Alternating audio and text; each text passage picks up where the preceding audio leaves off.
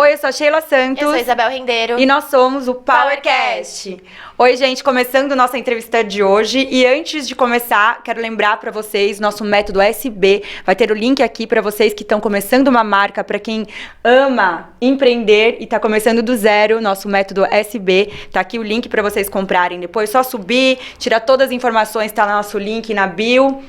E hoje estamos com o nosso entrevistado, Meir Joseph Nigri. O convidado é o fundador da Tecnisa, empresa do mercado imobiliário que atua de forma integrada tanto na incorporação quanto na construção e vendas.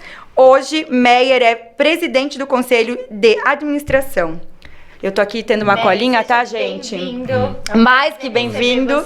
É tanta coisa do Meir, hoje tô um pouco ansiosa aqui, né? Com tanto tamanho peso aqui na nossa entrevista, que eu tô até com uma colinha da nossa jornalista mas hoje. Vai ser super legal. Meir, conta pra gente, de onde que veio essa sua inspiração de começar a Tecnisa? O que você tava passando? Do nada um dia você acordou e falou, vou começar a construtora. Conta pra gente um pouquinho. Tá, primeiro, antes de mais nada, muito obrigado aí pelo convite, Sheila, Bel, muito obrigado. É um prazer estar aqui com vocês, tá bom? Bem, a minha história começa a seguinte, eu nasci engenheiro, tá? Meu pai era engenheiro também, né? Meu pai é filho de judeus libaneses, vieram aqui do Líbano para o Brasil para ganhar dinheiro. E então meu pai, já nascido no Brasil, ele fez engenharia e tudo. E eu, quando nasci, meu pai já decidiu que eu ia ser engenheiro. Na verdade, a minha vocação era essa mesmo, era para exatas. E eu tive uma educação assim, meu pai me ajudou, me treinou muito, ele me dava muitos probleminhas de matemática, de lógica, era um desafio assim, muito grande, todas as noites, papel e lápis. E aí eu tinha que fazer contas, ele pegava assim, 10 algarismos multiplicado por 10 algarismos. Nossa, uma conta gigantesca, eu já não sabia fazer. Eu nasci da comunicação, né? Eu já não sei fazer nada de matemática. Então, mas eu falava, pai, pô, a professora não dá contas desse tamanho, dá 2 algarismos vezes 2 algarismos. Eu falei, não quero saber, faz. Aí eu tinha que fazer, quando eu estava pronto, eu falei, conferiu, tá certinho? Peraí, vamos ver, deixa eu conferir. Tenho certeza, tá bom. E eu fui sendo treinado a vida inteira para matemática, para as coisas. Você é filho único? Não, nós éramos 4. Isso agora. Nós éramos 4, eu sou o segundo. Os 4 era a mesma coisa, tinha Meu pai sempre foi a mesma coisa assim, mas cada um tinha uma vocação. A minha irmã, por exemplo, era péssima em matemática. Era eu. Péssima. Hoje ela é decoradora, né? E o meu irmão, que é falecido já, ele era gênio. Matemática, ele era ótimo também. Então meu pai dava os problemas para mim e para ele é um pouco menor. A gente matava tudo. Minha irmã não tinha jeito. Ele falava assim, perguntava para ela, falei, como é que faz? Um cara tem isso, né? Tem que, sei lá, gastou tanto, o que faz? Soma? Não. Então diminui? Não. Então multiplica? Não. Então divide, claro. Assim. Então a minha irmã não acertava uma, né? E foi assim. Mas então hoje ela faz muito bem, é uma ótima decoradora e ela está assim, indo super bem. Mas então eu já tinha uma vocação para exatas, para matemática. Eu fui para engenharia. Então, quando eu tinha 17 anos, eu ganhei na loteria esportiva. Demais. Eu estava jogando Acho que ele usou os métodos de matemática dentro. Não, pra você ter uma ideia, foi exatamente ao contrário. Pra ter uma ideia é o seguinte, meu primo morava no mesmo prédio que eu e ele durante 2 anos, toda semana jogou com o porteiro do prédio.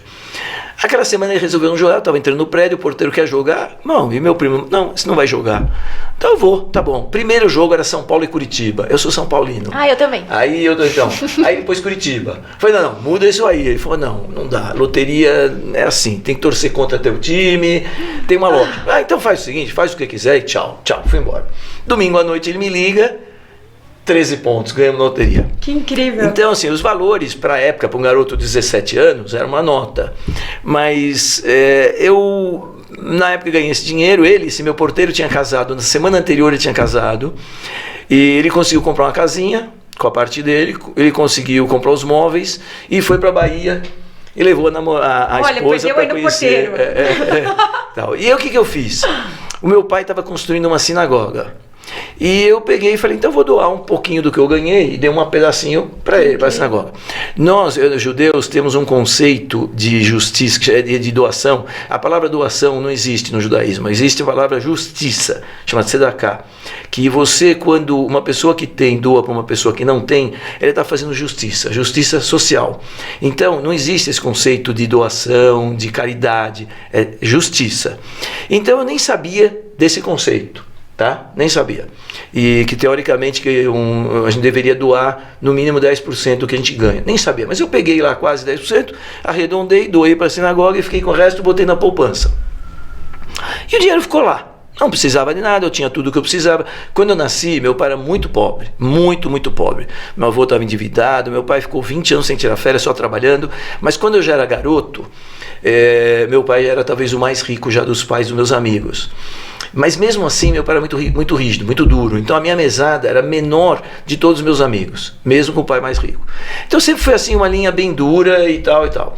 Bom, então quando eu tinha 17 anos ganhando na UTI, eu tinha tudo o que eu precisava. Eu botei o dinheiro na poupança e ficou lá. Quando eu entrei na faculdade, eu negociei com meu pai que se eu entrasse na Poli, na USP, que é uma faculdade que não é paga, ele me daria um Puma. Puma era o carro mais legal, o carro esportivo mais legal que tinha na época. Ó, vocês que estão aí ouvindo, não sei, a maioria deve ser jovem. Meu pai já teve não também. Deve nem saber o que é um Puma, mas um Puma era, sei lá, uma Ferrari, uma Porsche, era uma coisa assim espetacular. E eu negociei com meu pai, eu entrei na Poli, eu ganhei. Então isso quando tinha 18 anos. Aí eu fiquei 18, 19, quando estava quase para 20 anos, eu queria estudar inglês na Inglaterra, meu pai estava com uma indústria ainda muito mal, estava nervoso, a gente quebrou um pau e eu devolvi para ele tudo que eu tinha. Devolvi o carro, devolvi tudo. E nunca mais peguei um centavo dele. Um mês depois, e aí eu comecei o dia seguinte, comecei a dar aulas particulares e comecei a me manter às custas de aula particular. Que incrível. Era em dezembro, eu arranjei uma mulher que estava cheia de alunas, eu comecei a dar aula o dia inteiro, dava aula o dia inteiro. Então eu comecei a ganhar do quê? matemática, física, química, o que você quisesse, qualquer coisa. Aí então foi assim, devolvi o carro para ele, devolvi tudo e comecei a trabalhar e comecei a me virar. Um mês depois, fiz as pazes com meu pai, ele me ofereceu na época uma Porsche. Naquela época carro importado era muito, muito mais caro do que já é hoje. E eu falei, não, tudo bem. E eu começava a sair de ônibus de casa, ia dar aula particular, meu Puma na garagem, e eu de ônibus fui. Bom, e fiz as pazes com meu pai, mas eu sou um cara muito orgulhoso, eu acabei ficando todo esse tempo, inclusive com o Puma na garagem. Que signo você é mesmo? Sou aquariano, aquário. Signo do orgulho. Aí, bom, então foi aí que eu fiz. Aí ele me ofereceu esse carro, então eu continuei de ônibus. Depois de 4 meses eu consegui comprar um Fusca. Fusca era o carro mais simplesinho que tinha na época. Eu comprei um Fusca financiado. E fui indo. Mas era teu, né? Era meu, e fui indo. Isso eu estava já no quarto ano da faculdade, por aí, e aí comecei a fazer estágio, fiz estágio em empresa de instalação hidráulica e tal, e eu achava que é o que eu gostava, daí eu descobri que eu detesto, que eu não gostava. Aí fui trabalhar em construção, em obra, na empresa chamava Tecnion, fui estagiário lá. Foi engraçado que eu cheguei lá para trabalhar, o dono era meu amigo. Aí ele falou, vamos lá, vem lá na obra pra gente conversar. Aí eu fui. Quando eu cheguei, conversei, adorei, era uma obra começando, uma localização para mim boa no Itaim, na Rua Bandeira Paulista. Eu falei, pô, então que ótimo. Daí ele falou, olha, faz o seguinte, eu não estou precisando de estagiário agora, eu vou precisar daqui 15 dias, volta daqui 15 dias. Eu falei, vamos ver o seguinte, eu trabalho esses 15 dias de graça, não precisa me pagar. Não, ele falou, bom, então, sem pagar, pô, aí, então aí. Entrou. Aí eu entrei. Ele não pagou os 15 dias, não pagou o primeiro mês, não pagou no segundo mês ele foi. Aí ele me pagou, inclusive, todos os primeiros 15 dias também. Que fofo, acho que mas ele foi uma oportunidade também. Não, ele é desligadão, cara, assim. Então, e eu, o que foi? Pra mim foi uma oportunidade. Eu vi que a oportunidade era boa e eu abri mão até de ganhar por um período, porque era uma chance de eu aprender. Sim. E isso depois continuou, quando eu virei estava como estagiário, eu tinha amigos meus que ganhavam o triplo do que eu ganhava. Mas sabe o que eles faziam? Naquela época, a hora de computador era muito cara. Então, eles contratavam estagiário para fazer conta, para pegar a calculadora e ficar fazendo multiplicação. Pô, um cara assim, um que trabalhava em calculismo, um calculava só pilar, outro calculava viga, outro calculava laje, só fazia uma coisa. Ou seja, os caras não aprendiam nada. E eu ganhava muito menos que eles, mas eu estava aprendendo. Cada dia eu estava tendo assim, uma oportunidade maravilhosa. E meu amigo, que era o dono da empresa, um pouco irresponsável, me deixava um monte de coisa na minha mão. Entendeu? Inclusive ele Ele casou, seu confiava irmão em ficou um você. mês fora e eu nunca tinha visto nem sequer uma obra do começo até o final. Eu nunca tinha visto. E eu tinha que tocar a obra. Então foi assim uma oportunidade muito boa de aprender. Então o meu conselho aí para quem está pensando em um dia empreender e tal, são alguns deles. Primeiro, vai trabalhar, quando você é estagiário, esquece remuneração, isso é o de menos. Aprenda, o legal é aprender, isso é o que vale. Porque a remuneração é um pouco mais, um pouco menos, não muda nada, entendeu? Desde, claro, que você não precise de mais, não muda. E é o que eu precisava muito. Então essa era a primeira coisa. Aí, então quando eu estava no 5º ano, estava trabalhando nessa construtora, apareceu uma oportunidade de eu investir num negócio que um cara queria vender, ele tinha 10% de participação no empreendimento, e apareceu a oportunidade. Aí eu peguei um dinheiro emprestado pro meu pai, e eu entrei de sócio nesse negócio. E aí eu consegui pôr a mão mais ainda nos negócios imobiliários, eu tinha 21, 22 anos na época. Que incrível. Né? E eu comecei a pôr a mão, e para fazer esse negócio, eu vi que se eu fizesse com uma empresa jurídica, né, eu tinha uma tributação menor do que fosse na física. Então eu falei, já vou abrir uma empresa, porque eu já quero começar, vou querer empreender mais cedo ou mais tarde, então já vou começar. E aí abri a Tecnisa, dia 22 de setembro de 1977, 44 anos atrás. 44 anos, gente, é uma história. Imagina, que uma incrível, não é pra qualquer um, Você né? já abriu a empresa Dia com o 22. nome Tecnisa. Tecnisa. E eu Sim. até quero perguntar, por que Tecnisa? Olha, o nome Tecnisa foi engraçado, foi assim, primeiro, eu não queria pôr meu nome, era muito comum, os engenheiros põem assim, consultora Meyer Joseph Nigri, por exemplo, né? Eu não queria pôr meu nome, preferia um nome assim que não identificasse que fosse eu. Aí eu comecei assim, Engenharia Nigri Limitada, que seria Engenharia Limitada, que então eu botei assim, Engenil, tá? Engenil. Aí eu achei o nome meio estranho, para essas fábricas de plástico, de vinil, sei lá o que, eu falei, não gostei, Engenil. Aí eu botava com Tec de tecnologia, ficava Tecnil também. Bom, aí se eu pusesse um SA, ficava Engeniza. Já soava mais bonito. E com Tec, ficou Tecnisa. Eu adorei. Acho que soou muito bem. Falei, pô, mas eu não sou uma... Eu era uma empresa limitada, não era uma SA. Eu falei, sabe o quê? Um dia eu vou virar uma SA. 29 anos depois... A Tecnisa virou uma SA. Que incrível. Demais. Mas eu acho que empreender, quando você... Primeiro que você tem que ter, eu acho que um objetivo.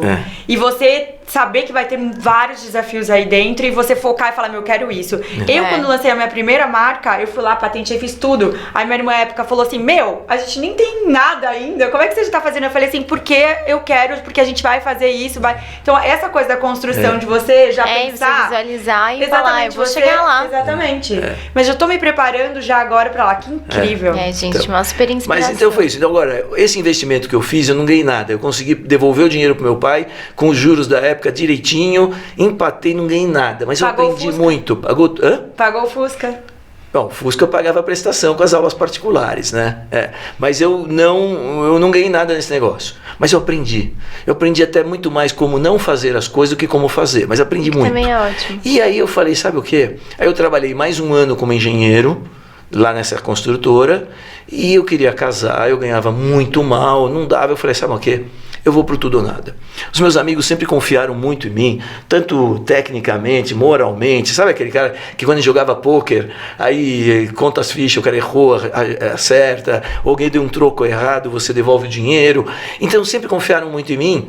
Aí eu arranjei um negócio da China, eu juntei 15 amigos meus e fizemos o primeiro negócio. Que legal. E aí tem umas coisas muito interessantes também.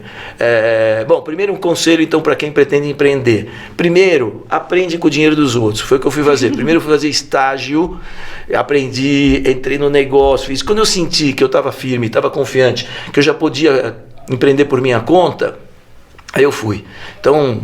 A gente vai anotando, hein? Vai anotando, aprende. Vou fazendo colinha. Aprende com o dinheiro dos outros primeiro. Depois, mais fácil, vai né? conhecer os players, vai conhecer os fornecedores, vai saber como é que funciona tudo e tal. A hora que tiver confiante, aí vai em frente. Isso é uma boa cola, tá, gente? Porque tem muita gente que começa a empreender e ela desenha, eu achei que aquela pessoa faz sucesso, eu também quero fazer sucesso, vou empreender. Aí na prática fala, eu não gostei disso, não gosto, não vou, e não consegue negociar, não consegue se descobrir dentro da profissão. Eu acho que muita gente dá uma empacada por causa disso, né? Sim, às vezes a Uma pessoa das até coisas que eu acho desiste. muito importante, assim, tem até um livrinho chamado Arte Cavalheiresca do Arqueiro Zen.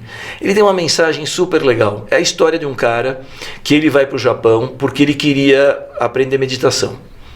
E aí ele foi então indicar que ele teria que fazer uma arte marcial. E ele escolheu arco e flecha. Ele pegou um mestre e ele ficava tirando as flechas e o mestre não dava nada, não falava nada. Aí, ele foi atirando. Um dia o mestre resolveu falar. Daí ele falou assim, vem cá, você está muito obcecado, muito preocupado em atingir o alvo. Você está tão preocupado que você não faz o movimento correto, não faz a respiração correta. Eu falei, esquece o alvo, sente a flecha, vai atirando. Você vai ver que com o tempo você vai atingir o alvo. Isso acontece igualzinho para quem quer ganhar dinheiro. Se o cara só quer ganhar dinheiro, ele põe isso na cabeça, não chega lá. Se esse for o alvo, não chega. Presta um bom serviço, faz um negócio de qualidade, faz um negócio bem feito, honesto, etc. Você vai ver que com o tempo o dinheiro vem como consequência. Então, eu acho que essa mensagem é super interessante. Uma ótima mensagem, né, gente? Eu vejo mulheres, às vezes, tentando engravidar e não conseguem, ficam anos e anos. Aí adotam uma criança, tira da cabeça. 3 meses, 4 meses depois está grávida. Que tirou da cabeça. Enquanto estava obcecada, não via. Então, eu acho que essas mensagens são importantes. Prestar um bom serviço, atender bem o cliente, um trabalho honesto, etc. Bem, bom, aí então abri Tecnisa e comecei. Olha, o primeiro terreno foi uma coisa muito interessante. Eu saí da empresa que eu estava trabalhando e comecei a procurar terrenos. Naquela época não tinha telefone celular, e-mails, WhatsApp, essas coisas. Então eu tinha que ficar do lado do telefone para esperar o telefone tocar para ter uma resposta de alguma coisa. 44 anos atrás, gente. Esse já era 42, tá bom, já estava. Aí o que aconteceu? Um dia eu tô ali passando num restaurantezinho, um barzinho, num cara, encontro um amigo e falei para ele que eu estava procurando terreno. Ele falou, por que você não compra um terreno na Avenida Ruda Botelho? Eu falei, eu não sei nem onde fica. Ele falou, vem atrás de mim, eu estou trabalhando numa construtora, ele é estagiário numa construtora, estava fazendo uma obra naquela rua. Aí foi lá, olhei, ele mostrou, tinham 2 terrenos, eu falei, nossa, maravilhoso lugar, coisa linda, coisa perfeita. Preciso descobrir quem que é o dono do terreno. Bom, isso foi o final da tarde de um dia. O dia seguinte de manhã, primeira ligação do dia, um corretor me oferecendo aquele terreno. Tô chocada. Impressionante, aquele terreno. Bom, aí eu fui lá, dei uma proposta, eu ver se aceita uma permuta. A permuta é você trocar o terreno por unidades, imóvel por unidades no próprio empreendimento. Aí o cara só aceita a permuta, é um cara que foi só fora de série, 6 filhos, 2 filhos com síndrome de Down, 2. E ele queria dar um começo de vida para cada filho, um apartamento, e consegui fazer uma permuta, dar os 6 apartamentos que ele precisava. Que incrível. Bom, eu concorri com umas 40, 50 construtoras da época, eu não tinha nem escritório, não tinha nada, e aí eu consegui convencer o cara e fizemos o negócio. Que incrível. Se fosse, aí eu consegui um financiamento, meu pai era um bom cliente no Banco Safra, o diretor do Banco Safra me ligou, falando, você precisa de financiamento, eu tenho aqui. Olha, gente, entendeu? Só vamos dar com o Meyer agora. Energeticamente falando, que incrível. Aí não, então foi. Então eu tinha assim, eu não precisava pagar pelo terreno e tinha um financiamento para fazer a obra. Só que eu falei, putz, é um negócio da China, mas eu não posso arriscar. Porque se alguma coisinha der errado, eu quebro. Eu não posso correr o risco de quebrar. Não dá. Aí então eu falei, vou juntar amigos, juntei 15 amigos, consegui fechar o negócio um dia antes do meu casamento, na véspera. Nossa, dia 27 de junho, eu casei dia 28. E meu aí, aniversário. Teu aniversário é 28 de junho? 27 de junho. 27 de junho, aniversário do meu filho também. Olha só. Incrível, gente. Essa data para mim é uma data assim muito, muito, muito marcante. O dia 27 é o dia assim maravilhoso, mas dia 28 já não, é um meio triste, que foi o dia do meu casamento. Não, isso é brincadeira, eu tô casado até hoje com ela. Olha só, tá vendo? É uma data boa. Brincadeira. Deu certo, viu, gente? Ó, Lilia, é Tudo brincadeira, tá? Então, Bom, agora a Lilia manda embora. Mas então, dia 27. Então, pra você ter uma ideia, todo dia 27 de junho, eu ligava para esse doutor Luiz Saraiva para agradecer ele, que ele foi muito legal comigo, que mesmo antes de assinar o contrato, ele recebeu uma proposta para vender por um preço melhor e ele manteve a palavra dele. Que legal. Assim, o cara não era um milionário, um cara classe média, tinha esse patrimônio, esses 2 terrenos, o outro também era dele. Só que o outro não podia construir, só nesse daqui. O outro a legislação não permitia. Então, bom, eu sei que todo dia 27 eu ligava para ele, ele faleceu, eu todo dia 27 eu ligo para a viúva, a esposa dele. Que incrível. Demais. E recentemente eu fiz um lançamento, um bairro inteiro que chama Jardim das Perdizes, e eu podia pôr o nome das ruas. Eu não quis pôr o nome das ruas em todo mundo de coisa, mas eu deixei assim nomes mais tipo Pablo Picasso, Marc Chagall, umas ruas assim, nomes mais fáceis. Mas 4 ruas eu pus nomes que eu indiquei. Uma delas foi o nome do meu pai, Incrível. As outras duas foram o nome do pai dos meus 2 melhores amigos. E a quarta rua eu pus o nome dele. Que incrível. 37 anos depois. Que incrível. Entendeu? Agradecimento. Eu acho que isso é uma das coisas mais incríveis na vida. Vou chorar daqui a pouco gratidão. Eu fico até com lágrimas nos olhos também. Mas você sabe o que é o mais fascinante em você? Você tem gratidão. É por isso que o universo é muito maravilhoso. A gratidão das pessoas, moralmente falando, assim, pro universo, é a coisa mais linda da vida. Olha, eu acho a coisa mais importante da vida a justiça. Sim. Esse para mim é mais importante, em todos os seus níveis. A segunda coisa, talvez, eu acho que seja a gratidão. A gratidão é muito importante, é muito, muito, muito. Então, imagina, 37 anos depois, falecido já, eu fui lá e fiz uma rua. Então, o nome dele. Então, foi uma homenagem muito legal. E eu acabei também, 37 ou 38, sei lá, depois, aquele outro terreninho que era dele, fiz negócio com a família também, mas só podia fazer um prédio de 3 andares, um prédio pequenininho. E eu fiz também um negócio com eles de novo, permutamos e tal. Então, máximo. É assim. Ficou, o vínculo ficou... Sim. A confiança, etc. Então foi assim, comecei então a Tecnisa com esse meu primeiro prédio, em 1979, primeiro empreendimento imobiliário. No primeiro ano já tinha 4 prédios construindo, primeiro ano, todos com obra financiada e juntando amigos. E o que eu fazia? Eu cobrava uma taxa de administração para poder administrar o negócio. E com o que eu ganhava dessa receita de serviço, que daí eu não corria risco, era administração, eu ia aumentando a minha participação nos empreendimentos imobiliários. E depois levou 10 anos para eu conseguir ter um empreendimento só nosso. Imagina, legal. 10 anos. Então eu fui ganhando, fui juntando, fui aumentando a participação. Comecei entrando com 5% de participação nos negócios, depois 10%, depois 15%, depois 25%, 50%, até 10 anos depois eu tenho um empreendimento só nosso. Que incrível. Gente, que aula hoje, né? Eu tô aqui impactada. Por isso que eu tava tão ansiosa, que eu sabia que era assim, um peso hoje, gente. Nossa, que muito incrível, Meyer. Que história fantástica. Então, e aí fomos indo, daí dos próximos anos comecei a organizar mais a empresa, fomos sempre crescendo e passamos 30 anos só compra terreno, lança, venda, só dando certo, com 1000 ideias inovadoras.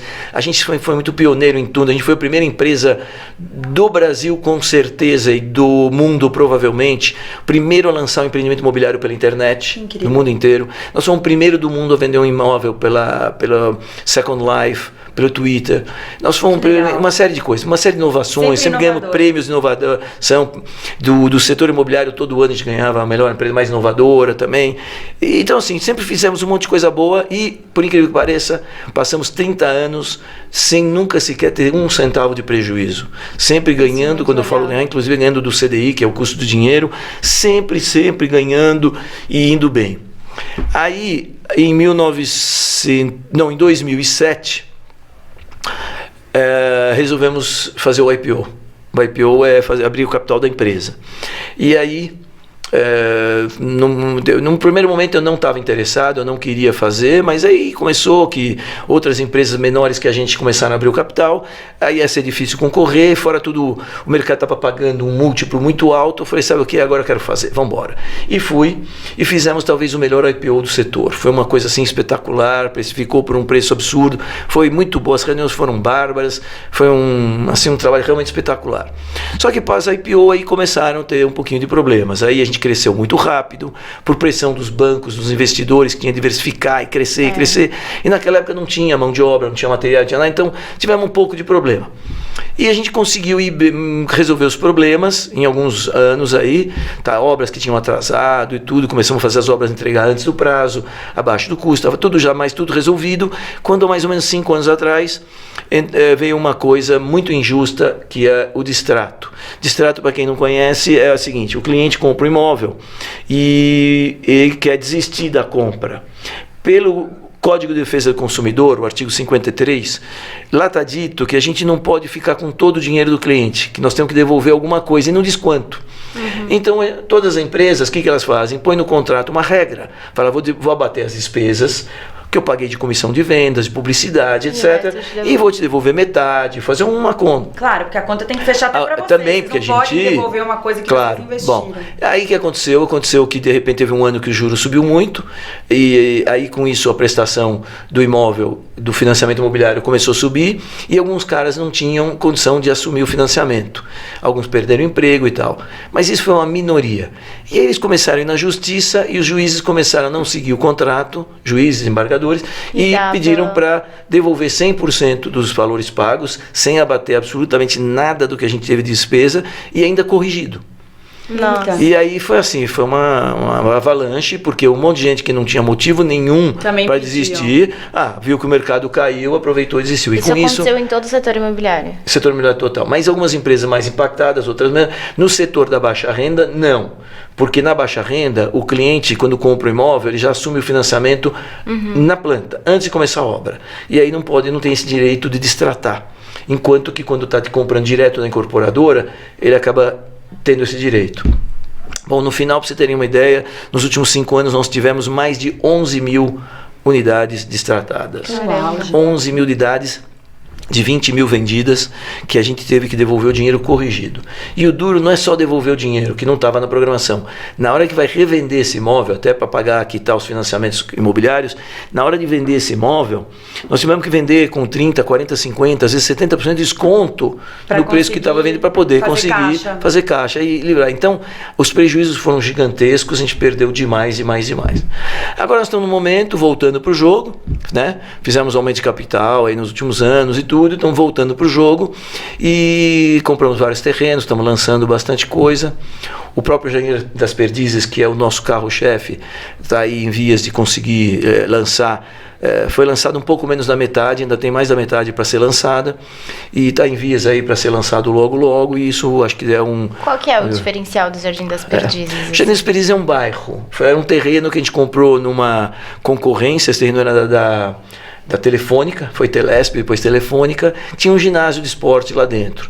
E esse terreno, na hora que a gente foi comprar, a Telefônica fez um leilão e tinha uma cláusula que esse terreno poderia ser desapropriado para fazer um estádio para Jogos Olímpicos de 2016. E a Telefônica falou, isso é responsabilidade de quem comprar. Nenhuma das empresas teve coragem de correr o risco. Só que eu fui lá, conversei com o prefeito várias vezes, conversei com os secretários, conversei com um monte de gente, e lá estava muito claro que só poderia ser desapropriado para fazer um estádio para Jogos Olímpicos 2016. Ponto. Só que 2016, Londres já tinha sido escolhido para ser. O São Paulo não ia ser mais. Não tinha como. Então eu conversei, né, com os advogados, com todo mundo, e vi que aquilo lá não tinha valor, aquela cláusula. Não tinha jeito. Então ninguém teve coragem de arriscar. Todo mundo no leilão entrou no leilão com uma restrição que teria que vincular com essa coisa. E eu topei comprar com a restrição. E no final fiz um ótimo negócio, foi super bem. E é um bairro planejado, a gente tinha que doar um pedaço do terreno para a prefeitura.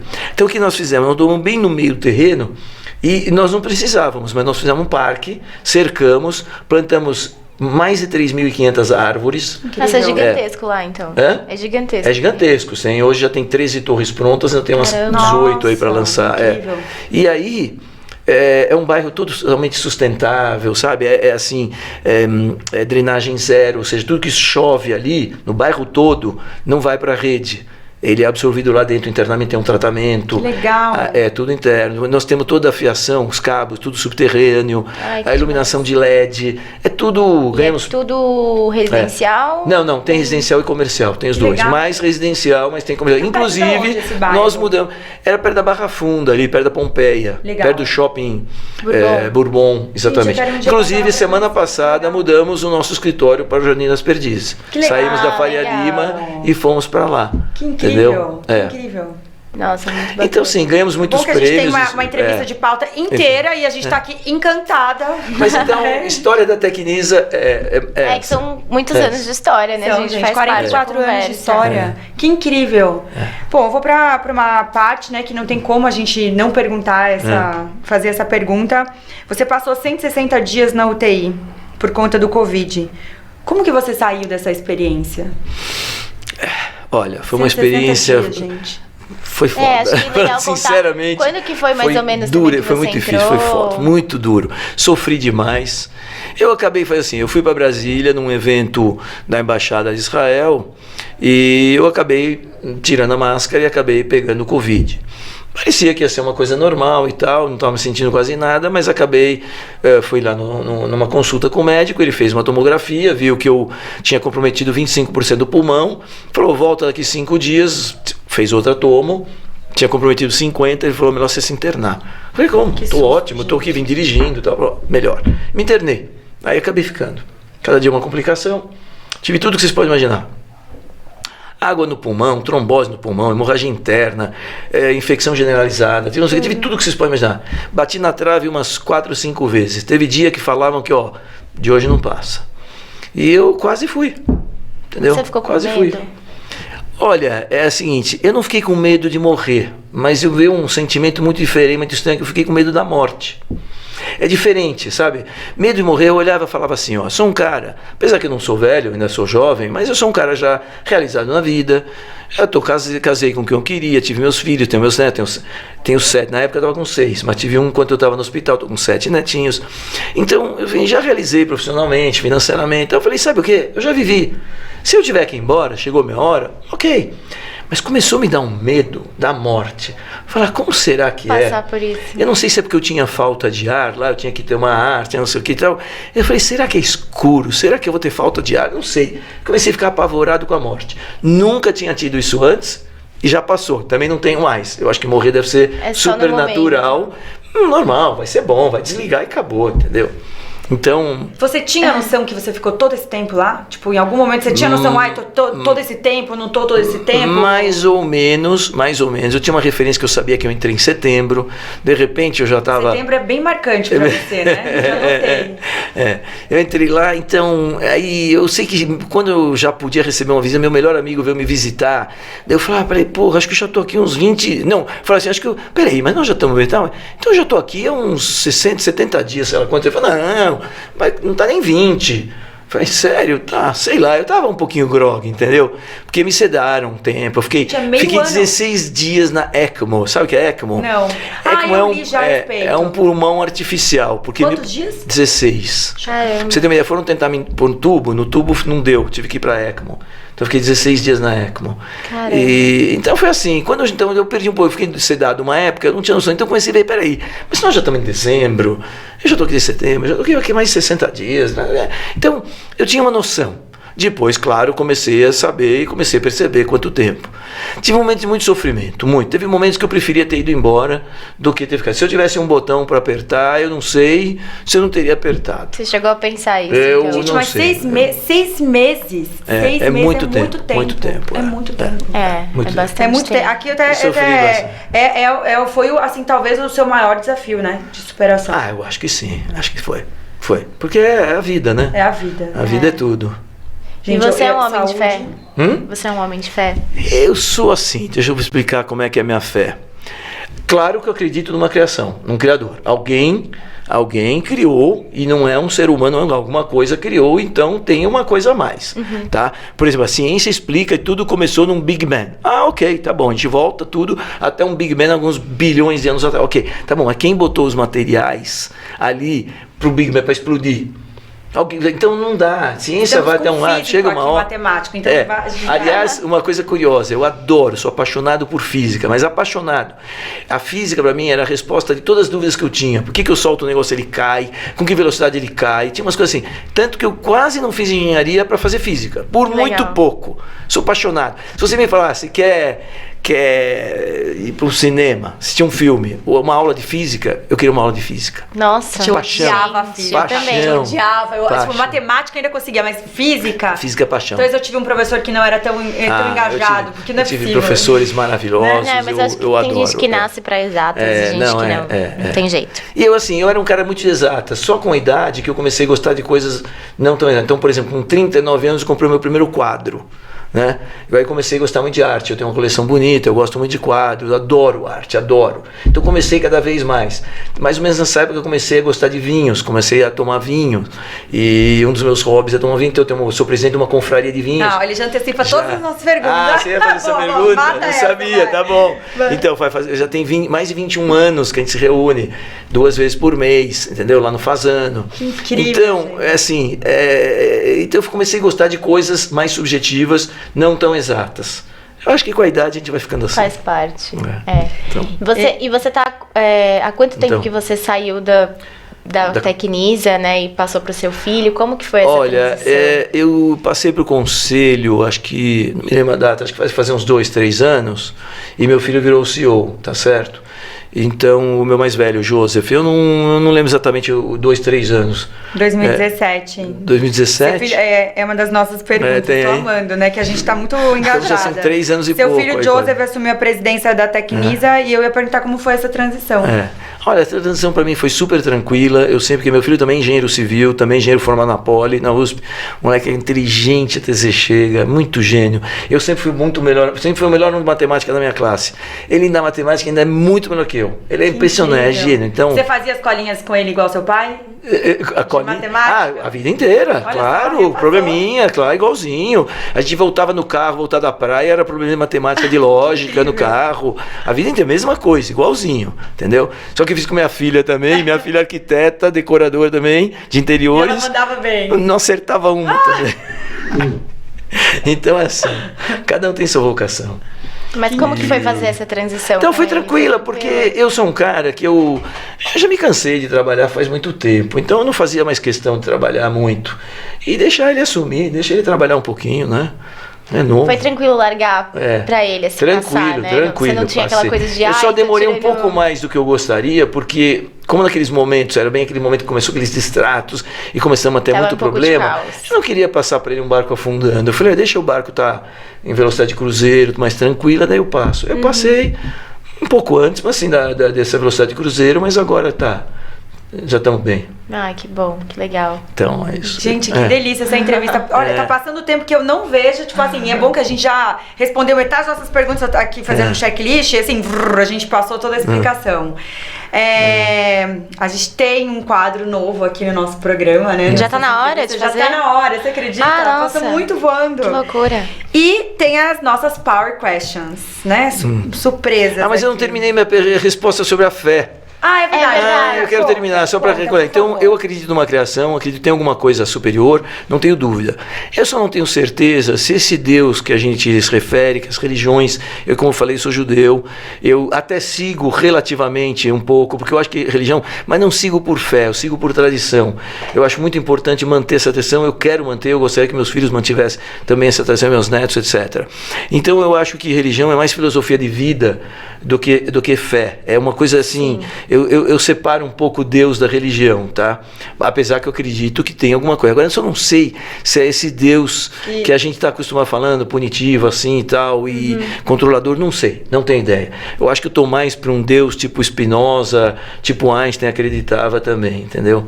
Sim, mas aí quando você estava lá no hospital, você lembrava dessa fé assim ou não? De tipo, você chegou um dia a rezar alguma coisa? Sim, isso é uma coisa, então isso eu ia falar, isso é uma coisa curiosa.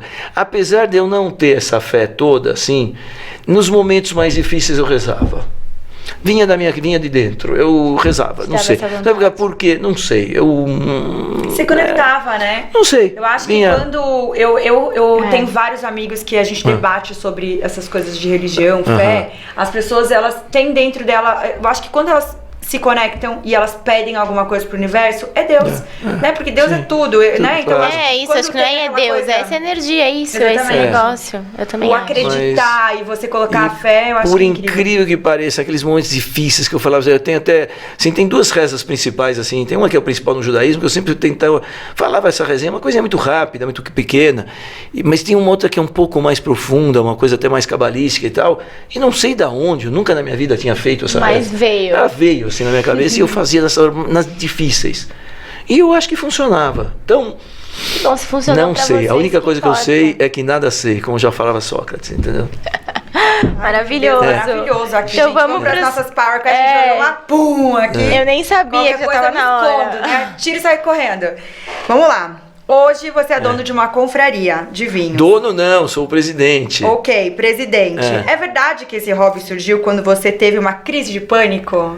Não mesmo. Tá vendo, gente? Nada a ver. Nada. Nenhuma relação, nada. Zero relação. Zero. E me conta como surgiu ela.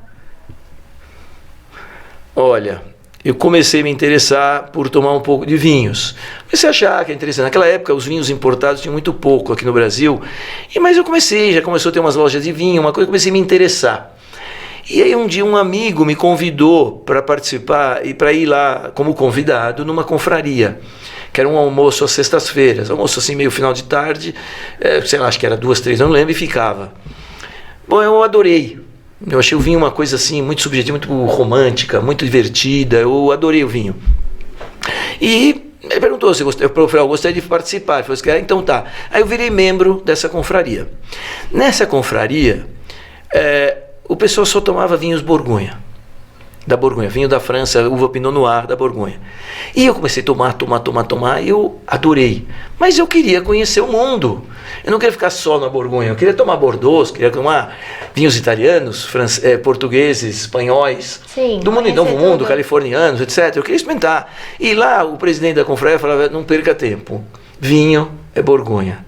Eu falei, não, quero conhecer. Então o que eu fiz? Saí dessa confraria, depois de um tempo, comecei um grupo, uma confraria nova dos meus amigos. Juntei meus amigos, somos hoje 18, né? Aliás, tem uma fila de amigos querendo entrar, mas não cabe, porque uma garrafa estourando dá para 15, 6, 7 pessoas para cada um tomar um golinho. Se você tiver mais que, você tiver 20, você precisa ter 2 garrafas de cada. E aí fica difícil, nem sempre você tem. Sim. Bom, então...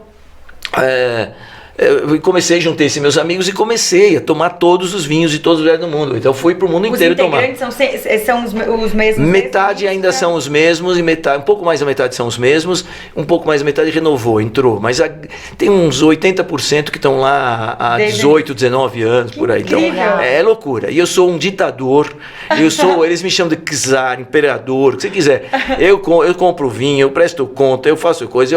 Nós temos 1000 garrafas de vinho já da confraria.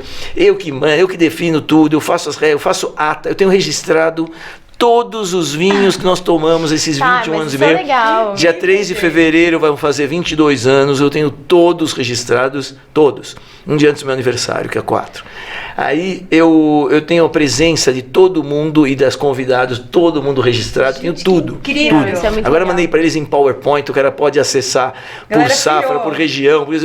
Mas eu sou assim, eu ensino, tomo lição dos caras, dou bronca, eu brigo, eu xingo. Eu sou muito, muito bravo. Né? Isso é Super. Por isso que funciona. Com a organização dele. Isso aqui é uma dica assim, qualquer grupo de qualquer coisa, se não tiver uma liderança, tiver alguém que assume as rédeas e toca, grupo, a tendência dos grupos é dissolver. Então, tem que ter alguém à frente, né? E tal. E a gente fala, meus amigos falam, se você não tivesse tomando conta da confraria, não. E é toda semana? Não, uma terça-feira sim, uma não. Ah, legal. É engraçado, tem um membro nosso da confraria, foi candidato à presidência da República, tá? Mas acabou não concorrendo. Ele era candidato. Aí eu falo para ele, você ganhar para presidente da República vai ser mais fácil do que pegar a minha cadeira de presidente da confraria. Aqui não saio. Então, falando em presidente da República, já que a gente tá na Power Question, ih, agora você já puxou, hein? Tô ferrado, agora vamos falar de política, agora eu tô ferrado. Não, vamos lá, já que a gente já tá aqui nos Powers, já que você comentou sobre isso, né? A gente sabe que você é muito próximo do presidente da República, pra quem não sabe. E a gente queria saber, ser amigo do Bolsonaro já chegou a te abrir portas ou fechar portas? Olha, deve ter fechado um monte, porque eu não fico sabendo de muita gente que pode talvez não comprar um apartamento, alguma coisa nossa por ver. Às vezes, enquanto tem muita reclamação, às vezes nos blogs, alguma coisa, mas tem também muita gente que elogia. Que eu me lembre bem, teve uma história que aconteceu até pouco tempo atrás, meu filho que está nessa área de novos negócios, foi comprar um terreno e, falando com o dono do imóvel, ele falou o seguinte, olha, em igualdade de condições, não vou vender para vocês, porque eu adoro o Bolsonaro e eu sei que teu pai é amigo dele. Então, teve uma vez que deu certo. Deve ter tido outras que foi o contrário, mas eu não estou sabendo. Então, deve ter tido, tá certo? Mas eu sou muito amigo do presidente mesmo, eu gosto muito dele, um cara corretíssimo, honestíssimo, do bem. Tem seus defeitos, fala muita merda, vamos falar a verdade. Eu ia falar agora, se meu você amigo, já adoro ele. Pra pegar mais leve nos discursos polêmicos dele. Já falei muitas vezes, mas eu falava isso antes da campanha. E cada vez que eu falava para ele, olha, não fala isso, muda aquilo, né? Ele falava e continuava fazendo, e sabe o que acontecia? A intenção de voto nele só aumentava. Depois de uns 2 anos falando para ele, eu falei, sabe uma coisa, faz do jeito que você quiser, tá dando certo, porque, porra. Eu falava para ele, não fala, ele faz, não faz isso, ele dava certo. Tudo isso dava certo. Então chegou uma hora para ele, deve estar certo. Deve estar certo. Mas agora, como presidente, eu acho que tem algumas coisas que poderiam ser diferentes. Apesar de eu achar que ele é excepcional, ele é ótimo, honestíssimo, do bem, montou um time de ministros excelentes. Acho que é muito bom, entendeu? Eu tenho uma ótima relação também com o Dória, eu tinha com o Covas, que era o nosso prefeito, infelizmente faleceu. O atual prefeito eu não conheço ainda, até gostaria muito de conhecê-lo. Então, assim, eu tento ter um trânsito, uma relação muito boa com todas as áreas, com todos os políticos. Eu não sou casado com nenhum deles, eu tenho minhas preferências, um pouco aqui, um pouco ali, mas eu quero o bem do país. Então, para mim, o que vale são pessoas assim que estão dispostas a trabalhar pelo país e fazer esse país se tornar um país melhor. Esse que é o meu objetivo. Então, quem for político, e não importa se ele pense um pouco mais para a direita, um pouco mais para a esquerda, um pouco ali, não me importa. E se ele reza voltado para cá, para a direita, para o outro lado, não me interessa. Interessa se for pessoas do bem que querem fazer o bem do país, eu apoio. Maravilhoso, é isso aí. E uma última power question aqui, vocês sentiram umas batidinhas na mesa, eu falei antes de começar a entrevista, falei, mas não bate na mesa. O que acontece? Ele faz todas as explicações batendo na mesa. I'm sorry, esqueci. O pessoal do áudio vai amar a nossa Antes de começar, ele falou, não bate na mesa. Eu esqueço, tô no meio do papo, acabo... Também falo com a mão, é um problema, porque eu era o problema agora, o Meyer. Então, eu ia ficar com a mãozinha aqui pra evitar já bater. Mas só uma... Fica feio ficar com a mão aqui abaixo. Achei que fica feio. Mas tudo bem, gente. No máximo, vai ter os barulhinhos aqui. Faz parte. E só pra finalizar, o que você daria de conselho pra quem quer ter uma carreira de sucesso? A gente já pegou umas colinhas ao longo, mas assim, sei lá, 3 pontos que você fala, você daria pro seu filho de conselho, sabe? A primeira coisa, aprender matemática financeira. A matemática financeira, que para muita gente deve ser uma dificuldade, né? Olhando para quase chorando aqui já. Mas eu acho que se você quer empreender, aqui no caso vocês prestam serviço, é uma coisa diferente. Prestar serviço, você não corre riscos, é diferente. Mas para quem vai empreender, vai fazer negócios imobiliários, principalmente negócios de longo prazo, como é o nosso caso do mercado imobiliário, que você compra um terreno, aprova uma planta, às vezes leva mais de 1 ano, leva 3 anos para construir, ou seja, aí fica recebendo durante muitos anos, às vezes é um ciclo de 5 a 10 anos. Então, para quem trabalha com o dinheiro no longo prazo, precisa conhecer a matemática financeira, ou seja, saber entender o dinheiro no tempo. Eu jamais investiria meu dinheiro em empresas, por exemplo, que precisam ter, a não ser que seja uma empresa de serviço, mas uma empresa de negócios, com alguém que não soubesse matemática financeira. Jamais investiria, porque em algum momento vai fazer uma besteira. Hoje, a nossa inflação ainda é baixa. Mesmo que está começando a subir um pouco, ela ainda é baixa. Então, esses efeitos da inflação não afetam tanto os negócios. Mas em épocas de inflação alta, veja o que aconteceu no passado. Quase todas as incorporadoras, quase todo mundo quebrou. Ninguém sobreviveu. Por quê? Porque às vezes o cara era um bom engenheiro, o dono da empresa, é um ótimo profissional, um ótimo engenheiro, mas se ele não entendia da matemática financeira, o negócio imobiliário ia mal. A obra ficava linda, mas o negócio ia mal. Então precisa conhecer primeiro a matemática financeira. A segunda coisa que eu já falei, vou repetir, é aprende com o dinheiro dos outros. Vai fazer um estágio, trabalha como assalariado em alguma empresa. Hoje em dia você não precisa nem ser muito dono dos negócios, você pode ser um bom executivo, que hoje todo mundo tem remuneração atrelada a resultados, etc., coisa que na minha época não tinha. Então você não precisaria talvez partir para um negócio próprio. Você pode ser o diretor, um executivo de uma empresa e você ter bônus atrelados à tua performance. Então, também é igual, mesma coisa. E ainda com o dinheiro dos outros, então até um pouco melhor. E que mais? O resto, assim, eu acho que a honestidade é uma coisa básica. A malandragem hoje em dia, ser honesto, esse negócio do cara ser malandro. Eu lembro a época que eu comecei a construir, a maioria das construtoras da época eram tudo caras que ganhavam comissão, roubavam, faziam isso aqui. Isso eu ia falar, porque é um mercado que tem muito tinha isso, muito no passado, hoje em dia é raro, muito raro, muito raro. E aí só sobreviveram os honestos, entendeu? Aqueles caras que eram os honestos morreram. Por quê? Porque o cara dá um golpezinho uma vez, 2 vezes, acabou a carreira, ninguém volta a investir com eles, nem nada. Então, a malandragem hoje em dia, se você não é honesto por princípio, seja por malandragem. Tem até um sambazinho, que é alguma coisa que fala assim, né? Como é que é o negócio? Tem uma frase que é, se malandro soubesse... eu sei qual é. Que é bom ser honesto. Bom, seria bom por malandragem. Exatamente. Então, é isso. Então seja por malandragem. Então é isso, trabalhar duro, se dedicar, né?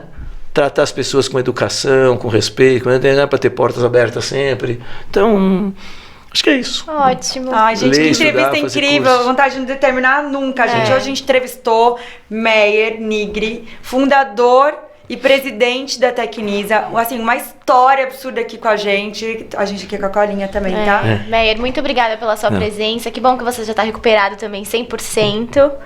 E nos vemos aí por aí. Tá bom, obrigado. Tô 90%. Ainda tenho um melhorar um pouquinho. Tá bom, vai 90%. Tem umas coisinhas, mas 100%. não posso reclamar. Perto do que eu passei, eu não posso realmente... Já tá aqui sentado conversando com a gente. Tô bem, tá já tenho vida maravilhoso. normal, dirijo, me troco, faço tudo sozinho. Então, Que ótimo. incrível. Tudo, Obrigada entendeu? pela sua Faço presença. tudo, ando super. bem, tudo ok. Então, ótimo. Obrigado. Obrigado a vocês por essa oportunidade, tá bom? Obrigada. Legal. Tchau, gente. gente. Tchau pra todos. Obrigado a todos.